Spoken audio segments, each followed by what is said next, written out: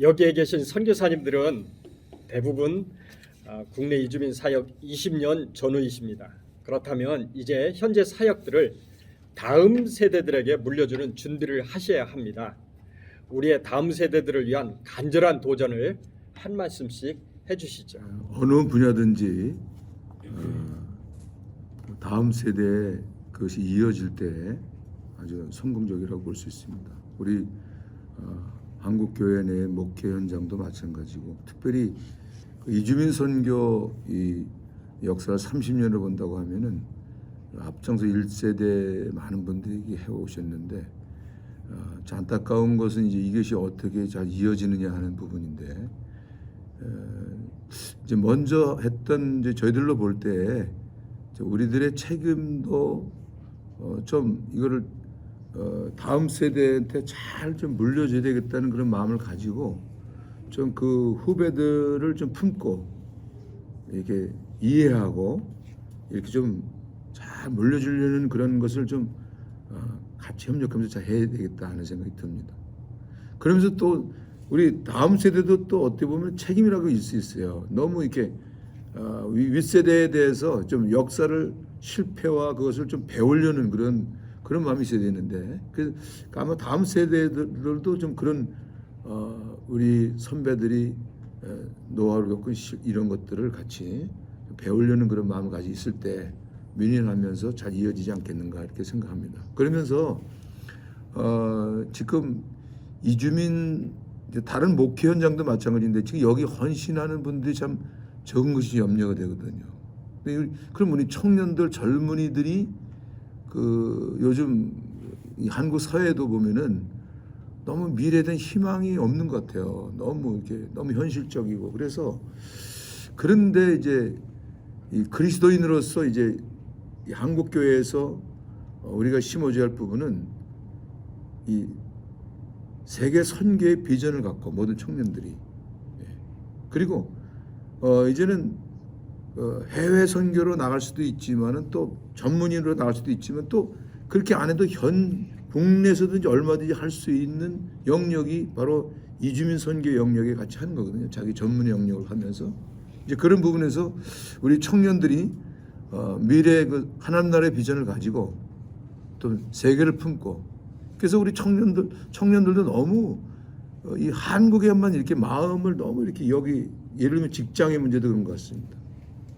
자기 영역을 한국의 영역만 보기 때문에 막 경쟁 속에서 절망하고 좌절하고 막 그런 부분들이 많은데, 오히려 이 선교적 영역을 품고 세계를 품고 나간다 보면 전문 그 부분으로서 여기서 예를 들면은 저는 이런 얘기도 합니다. 우리 초중고 애들도 너무 영어만 가르친다는 거죠. 영어만.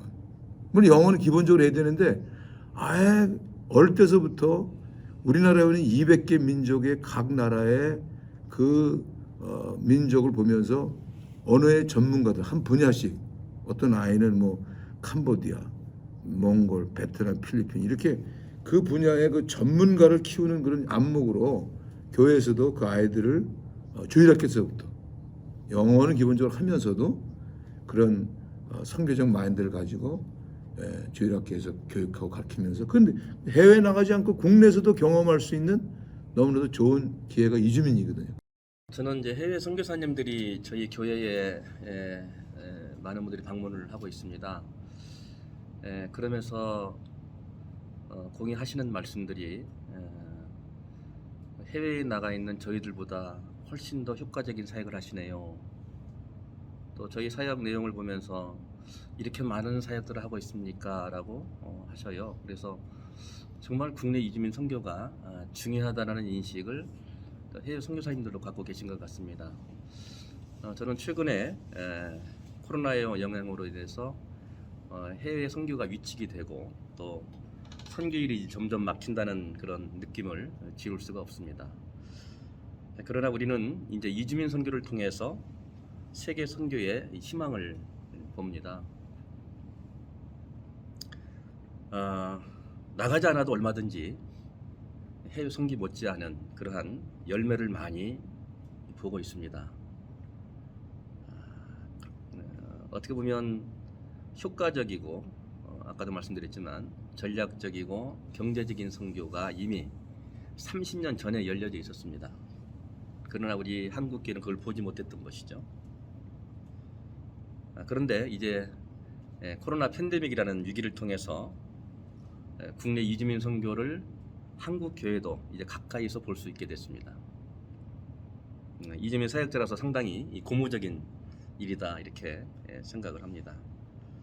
저는 이게 기회라고 봅니다. 이런 기회를 다시는 놓치지 말아야 된다.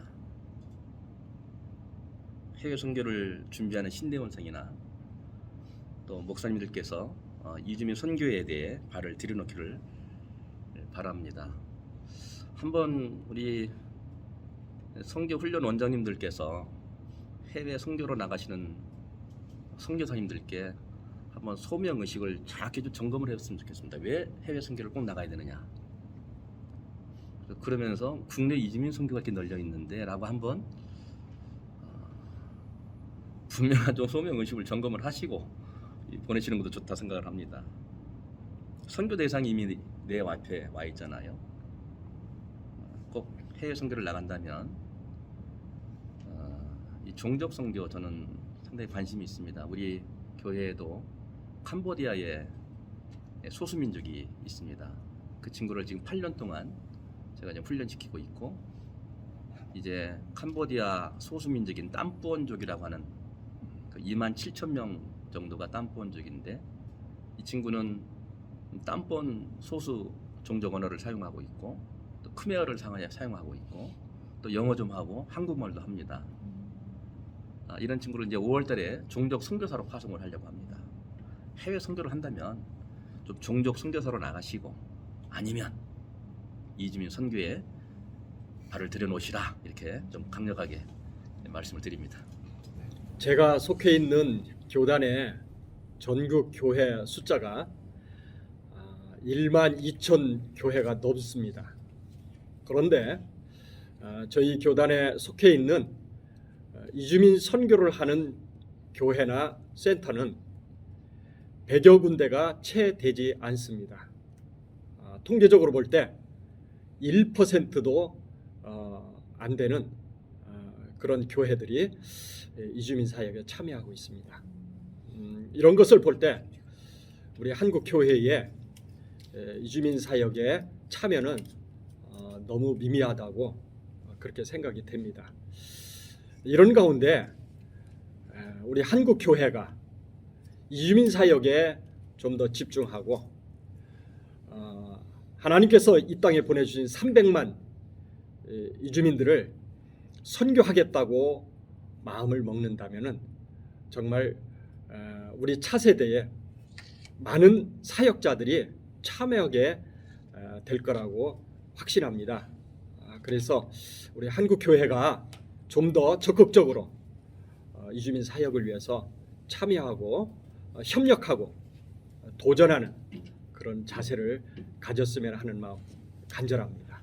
저는 짧게 말씀드리면, 하나는 각 다음 세대에 관한 거기 때문에 각 교단별로 교육목회자, 교육목사들, 이제 좀 중대형 교회 같은 경우는 전담 사역하는 팀 사역 가운데 교육목사들이 있는데, 주일학교, 중고등부, 청년부 대상으로 하는 사람들이 다음 세대들에 대해서, 제가 고신교단 소속 교회에서 선교 담당을 할 때는 전체 고신교단에 제안한 게 뭐냐면, 선교 목사, 각 고신교단 내에서 선교 목사를 하고 있는 사람들이 2, 3년 단위로 바뀌거나 아니면 4, 5년 단위로 바뀔 때 선교 목사가 어떤 네트워킹을 하고 어떤 플랫폼을 교회에 어떻게 제공하느냐에 따라서 그것이 다르기 때문에, 시킨 일만 하고 이게 아니라 본인의 부담이나 비전에 따라서 다르기 때문에, 이 다음 세대와 관련돼서는 저희가 가장 큰 명령이 선교 대위임령하고 사랑,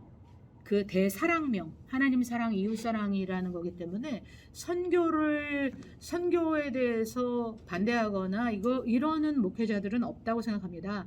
다만 이것을 통합하는 것 가운데 자기 그 위치와 역할에 바쁘기 때문에 그곳에 우물안 개구리처럼 갇혀 있기 때문에, 이 이주민 선교가 다음 세대들로 한국교회에 나가기 위한 돌파는 교육 목사나 주일 그 해당 전도사님이나 강도사님, 목사님들을 어떻게 이분들을 인식을 전환할 것이냐, 리더이기 때문에 그 한 측면이 결부되어 있다고 생각하고, 그리고 나머지 또 한 측면이라고 하는 것은 기존에 지금 이주민 선교가 지금 3세대에 걸쳐서 1세대 맨 땅에 헤딩한 세대들, 그리고 2세대에서 지금 3세대라고 할 수 있겠는데, 1세대가 뭐 7, 80대라고 여겨지는 거에서 지금 5, 60대나 2세대라고 해야 될지 1세대라고 해야 될지 모르겠는 거예요. 그러면 이제 3세대는 지금 3, 40대나 이런 세대들, 20대 세대들에게 뭐 도제시계이든 뭐든지 간에 뭔가 보여줘야 되고 모범이 돼야 될 만한 이런 것들이 있어야 되는데, 그런 자리들도 없고 보여줄 수 있는 공간도 없고, 이걸 저희들은 이제 88년에 선교한국 1기 출신이거든요.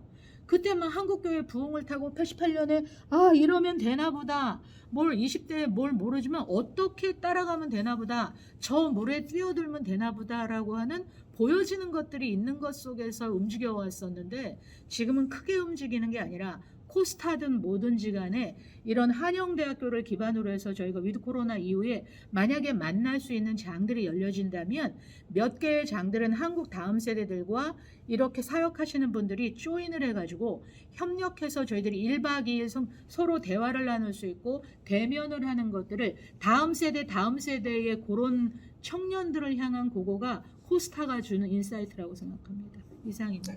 다음 세대에 대한 생각은 저는 조금 달라요. 조동진 박사님께서 선교란 예수 그리스도를 증거하는 삶이다, 이렇게 정의를 하셨어요. 제가 70인데 제 입장에서 다음 세대는 정보의 선교사입니다. 뭐 30대, 20대하고는 다음 세대가 될 수가 없어요. 접촉도 다르고 문화도 다르고 생각도 다르기 때문에, 100세 시대이기 때문에 각자가 다 다음 세대라고 하는 거예요. 뭐 박종수 목사님이나 최백규 목사님이나 이런 분들 바로 다음 세대는 저죠. 그러니까 자기 연령대가 다 다음 세대다. 이제 100세 시대이기 때문에, 그래서 어느 위치에 있든지 예수 그리스도를 증거하는 삶으로 이것이 카피가 돼서 흘러갈 때 전체가 다 다음 세대가 돼서 통합적으로 하나님의 나라를 확장시키는 그런 역설적인 개념을 제가 이야기하고 있습니다. 고맙습니다. 이제 자담회를 마무리해야 할 시간이 되었습니다. 이제 서울 한영대학 국제선교대학원의 국내 이주민 선교사 훈련원 이 방향에 대해서 한 말씀씩 해주시면 감사하겠습니다.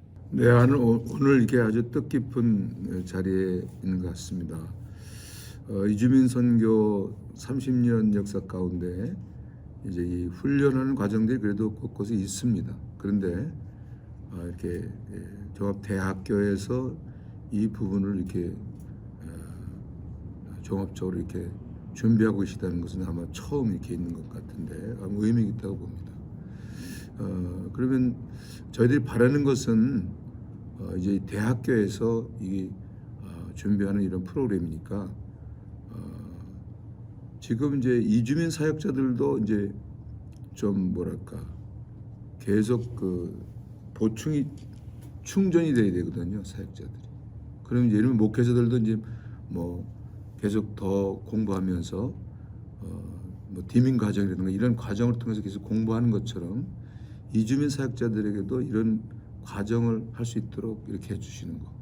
그 다음에 그러니까 어떻게 보면 이제 학교니까 이제 훈련 과정만 있는 게 아니라 학위 과정도 필요하다고 봅니다. 실제적으로 디밍 과정이라든가 뭐 THM 과정이라든가 박사 과정 이런 부분들도 좀 준비해 주시면서 제가 바라는 것은 이제 종합적인 좀 안목. 그래서 이주민 선교는 저는 이걸 이렇게 하고 싶습니다. 선교 영역으로 보면 안 된다. 저도 이 경험한 바인데 제가 이걸 선교 목회라는 말로 씁니다. 선교 목회. 그러니까 이제 여기 와 있는 사람들 목회적인 케어를 하면서도 선교적으로 하는 아주 독특한 영역으로 볼 수 있는데 이거를 할 수 있도록 준비해 주는 거죠. 신학적으로, 선교적으로, 사회 목회적 종합적인 안목을 갖고 할 수 있도록 현재 사역자들을 좀 업그레이드 시켜줄 수 있는 거. 그다음에 앞으로 갈 젊은이들도 가서 훈련시키시고. 근데 현지인 사역자들도 마찬가지입니다. 이 현지인 각 나라 사역자들이 있는데 실제적으로 만나 보면은 그냥 뭐 이렇게 세미나 정도로 하는 게 아니고 어떤 학위 과정을 가지고 공부하기를 원하더라고요. 그런 부분들도 우리 한영대학교에서 종합적으로 준비해서 하신다고 하면은 아주 효과적으로 이주민 선교를 도우실 수 있게 않겠는가 이렇게 또 부탁을 드립니다. 저는 이 국제 이주민 선교사 훈련 과정이 이렇게 대학 내에 또 선교 대학원에서 이렇게 계획이 됐다는 것이 상당히 또 우리 한국 이주민 선교 또 역사에 좀 희망적이다 이렇게 저는 생각을 합니다. 그러니까 뭔가 좀 집중해서 이렇게 영역별로 강좌를 열어주면 또 효과적인 그런 훈련이 되지 않을까라는 생각은 한번 해봤습니다. 물론 이제 이 과정도 좋지만, 그래서 우리 국내에 전문인들이 많이 나와야 하잖아요. 그러니까 영역별 전문인들이 많이 나와야 됩니다. 그러기 위해서는 그야말로 다문화 가정 전문 사역자, 이주 노동자 전문 사역자, 유학생 전문 사역자, 이렇게 영역별로 좀 구분해서 한번 강좌를 열어주시면 오히려 그 분야에 관심 있는 분들이 더 많이 모이지 않을까.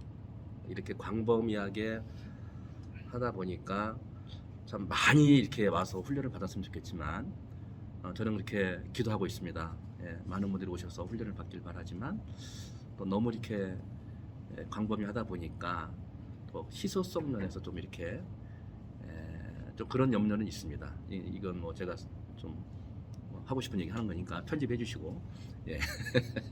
예, 그래서 좀 그렇게 좀 집중해서 이렇게 할 수 있도록 이렇게 차기부터는 해주시면 어떨까라는 생각. 그리고 이것이 지속적이 돼야 됩니다. 그래야 이게 이제 계속해서 한영 신학대학에 안에는 이런 훈련 코스가 있어.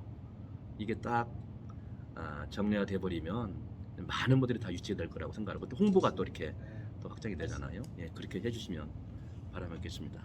한영대학 국제신학선교대학원 안에 이렇게 국내 이주민 선교사역 훈련이 본격적으로 2022년을 맞이하여서 전개되는 것은 하나님의 분명하신 뜻과 저희들을 향하신 그런 한국의 또다시 역동적인 선교를 가속화하기 원하는 기회라고 생각합니다.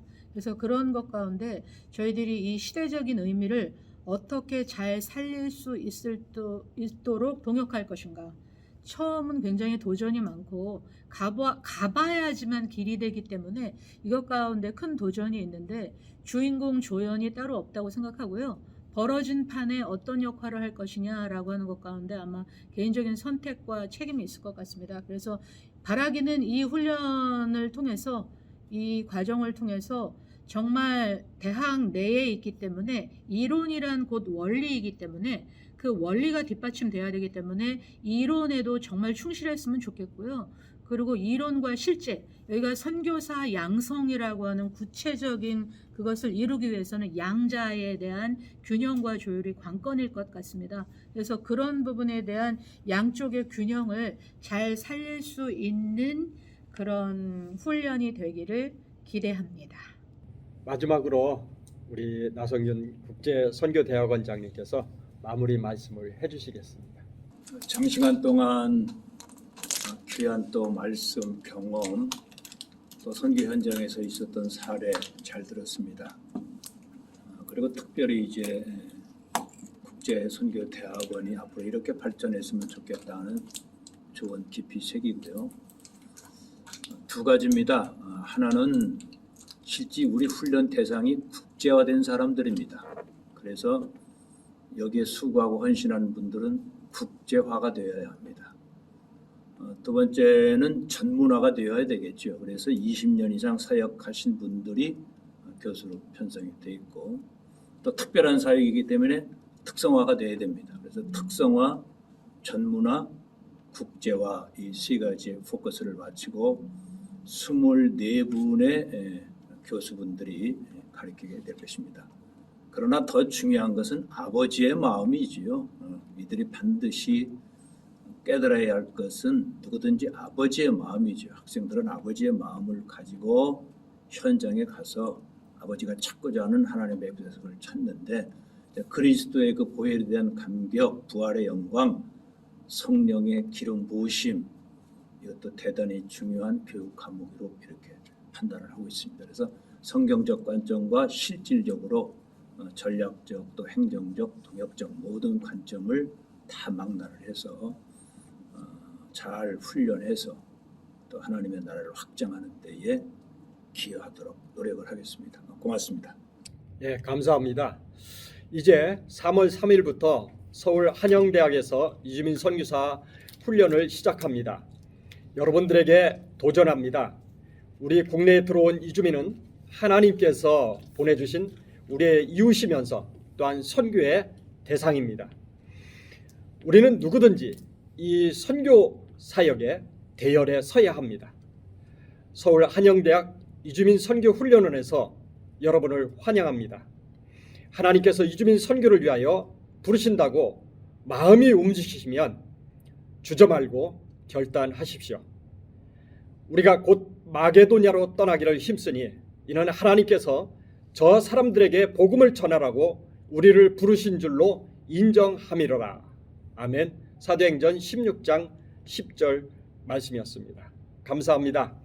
오늘 좌담회에 참석해 주신 선교사님들 수고하셨습니다. 감사합니다. 수고하셨습니다.